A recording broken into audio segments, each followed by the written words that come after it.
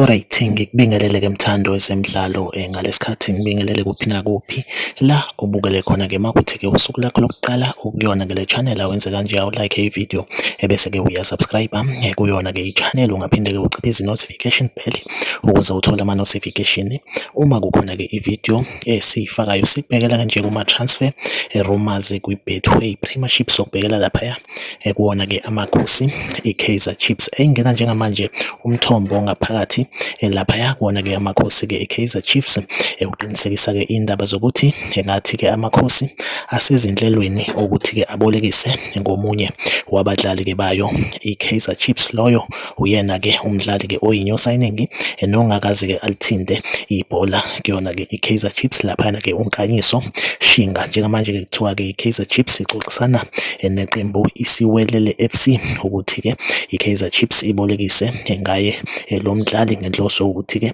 athole i-game time. Impela-ke singakulindela ukuthi-ke uNkanyiso Shinga agijime kuyona-ke iSiwelele FC nge-loan from i-Kaizer Chiefs. Iyona update nje ngiyiphethe-ke njengamanje. Like ividiyo, usubscribe kuyona-ke i-channel. Mina nawe ngizohlezi ngikhona ngulethele-ke ama-transfer news kwi-Betway Premiership. Okwamanje-ke ividiyo yethu asibambe la, nisale kahle.